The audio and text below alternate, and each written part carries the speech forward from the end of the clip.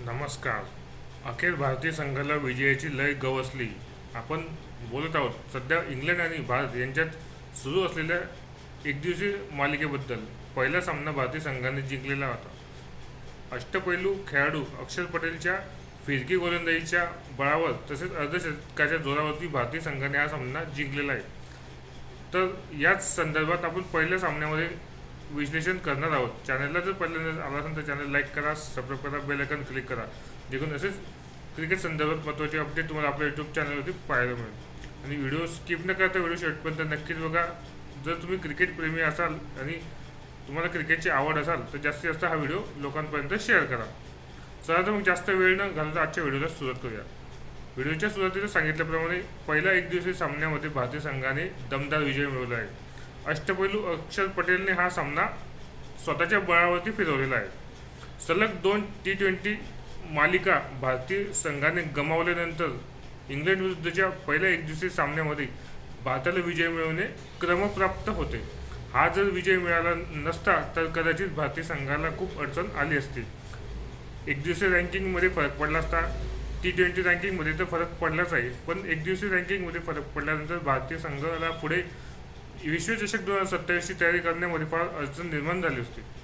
पण पहिला एकदिवसीय सामना भारतीय संघाने जिंकला असला तरी आता पुढील मालिका विजय मिळवणे भारतीय संघाला गरजेचं आहे.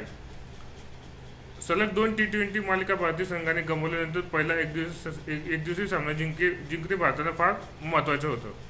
विराट कोहली, रोहित शर्माच्या भारतीय संघात येण्याने भारतीय संघ हा अधिक भक्कम वाटत होता. पण दोघांनाही प्रत्यक्ष पहिल्या सामन्यात फलंदाजीमध्ये योगदान देता आले नाही, पण त्यांचं संघामध्ये असणंच फार मोठं अप्रूप होतं, कारण खूप दिवसानंतर ते भारतीय संघामध्ये येत होते. अखेर कर्णधार शुभमन गिलच्या संयमी अर्धशतकाच्या बळावरती सामना हा भारताच्या बाजूने पूर्णपणे झुकलेला होता. भारतीय फिरकी गोलंदाज अष्टपैलू अक्षर पटेलने गोलंदाजीत 4 बळी मिळवले होते. तसेच फलंदाजीही त्यांनी धमक दाखवताना अर्धशतक टोकून भारताला विजयी केले. कठीण परिस्थितीमध्ये अष्टपैलू वॉशिंग्टन सुंदरनेही नाबाद अर्धशतकी खेळी करत चांगले फलंदाजीचे दर्शन घडवत आपण सुद्धा 2027चे विश्वचषक खेळण्यासाठी उत्सुक आहे हे या खेळीमधून त्याने दाखवून दिले आणि आपली जागा त्याने अजून सेफ केलेली आहे. इंग्लंडने भारताला विजयासाठी 259 धावांचे लक्ष्य दिले होते. ते वाटते तितकं सोपं लक्ष्य नव्हतं, कारण भारतीय संघ इंग्लंडमध्ये खेळत होता. इंग्लंडकडून बेन डकेटने 43 धावा केल्या, तर जो रूटने पुन्हा एकदा फॉर्ममध्ये असलेलं दाखवून देत तब्बल नाबाद 76 धावा केल्या. तर लिएम डॉसनने देखील 68 धावांची खेळी करत इंग्लंडला चांगली सुरुवात करून दिली होती आणि भक्कम धावसंख्या उभारण्यात महत्त्वाचा त्याने वाटा उचलला होता. गोलंदाजीत भारताकडून अक्षर पटेलने 4 बळी फिरकीच्या बळावर घेतले असले तरी त्याला योग्य साथ गुरनूर ब्रार या पदार्पण करणाऱ्या गोलंदाजाने 2 बळी घेऊन तर प्रसिद्ध कृष्णाने देखील 2 बळी घेतलेले होते. आणि भारताचा आघाडीचा गोलंदाज जसप्रीत बुमराहने खूप दिवसानंतर पुनरागमन करत 1 विकेट मिळवलेली होती.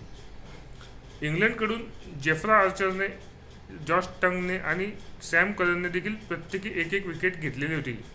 पण शेवटी भारताने सांघिक खेळ करत हा सामना आपल्या खिशात टाकलेला होता. अष्टपैलू कामगिरी करणारा अक्षर पटेल या सामन्याचा मानकरी ठरला आणि अशा रीतीने भारताने पहिला एकदिवसीय सामना हा जिंकला होता. आज भारताचा दुसरा सामना संध्याकाळी 5-5:30 वाजता सुरुवात होणार आहे. पहिला सामना 3:30 वाजता सुरुवात झाली होती. आता दुसऱ्या सामन्याचं नाणेफेक 5 वाजता होणार आहे आणि ते आज संध्याकाळी होणार आहे आणि 5:30 पावणे 6 सामना प्रत्यक्ष सुरुवात होणार आहे.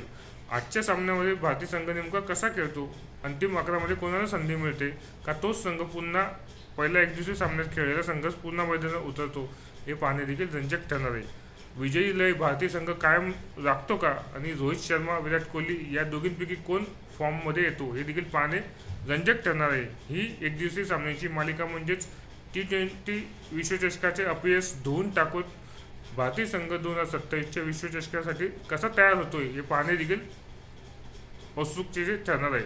त्यामुळे चॅनलला जर तुम्ही नवीन आला असाल तर चॅनल लाईक करा, सबस्क्राईब करा, बेल आयकन क्लिक करा. असेच क्रिकेट संदर्भात महत्त्वाचे अपडेट, विविध खेळाडूंची माहिती आपल्या यूट्यूब चॅनलवरती आपण देत असतो. सध्या टी20 सामन्याचे विश्लेषणसुद्धा आपण दिलेलं होतं. आणि आता फिफा विश्वचषक 2026 फुटबॉलच्या सामन्यांची माहिती आणि महत्त्वाची अपडेट देखील आपल्या यूट्यूब चॅनलवरती आपण व्हिडिओच्या माध्यमातून देत आहे.